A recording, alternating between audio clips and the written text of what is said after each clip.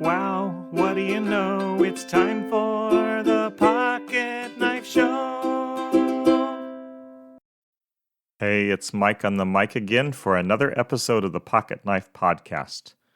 The phone rings in my office every once in a while. I look at the number on caller ID and I see an out-of-state area code. When I hit the talk button, I know what I'm likely going to hear.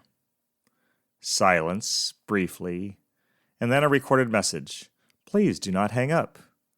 That's usually about all that passes before I do the exact opposite of what they want. I hang up. In an odd twist, I got a 465 area code call while I was working on this episode. I listened a few seconds longer than usual. Research demanded I do so. As I suspected, they wanted to help my business optimize its Google listing. I hung up on my recorded friend from the Dallas area.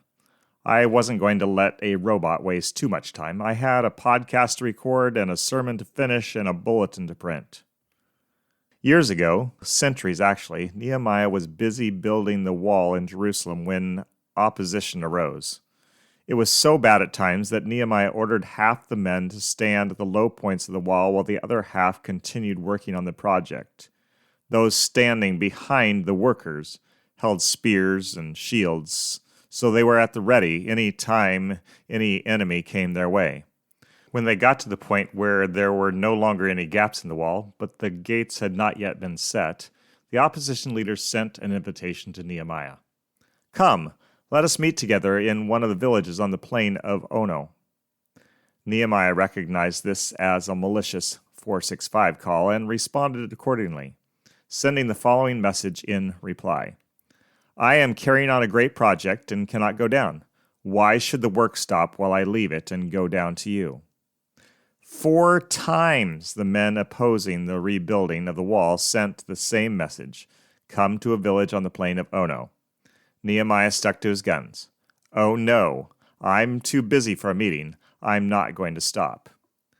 After the 5th time, the baddies upped the ante, making false claims about what Nehemiah and his cohort were doing, saying they were going to report it to the proper political officials.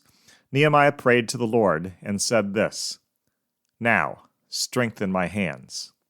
A false prophet was hired by the enemy to intimidate Nehemiah. Nehemiah sent the man packing when he invited Nehemiah to enter the temple to escape assassination. Going into this sacred space would have been a violation of the laws given to the people of Israel, so Nehemiah refused. He would not be distracted or discredited. He just kept hanging up. And the wall was finished. It only took 52 days. That's quicker than quick for a construction project, as those who drive on the roads in the summer know. The people all around took note. Nehemiah said this of their response. When all the enemies heard about this, all the surrounding nations were afraid and lost their self-confidence because they realized that this work had been done with the help of our God. If you are a believer who's trying to follow God's ways, you will face opposition to the work you've been given to do.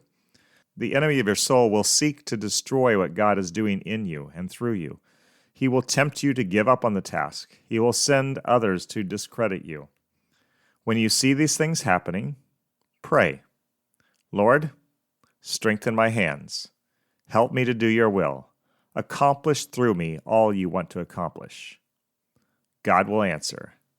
God will help. Trust him. Hang up those 465 calls and keep on working. Oh no, it's sad I know we've come to the end of the show. See you next time.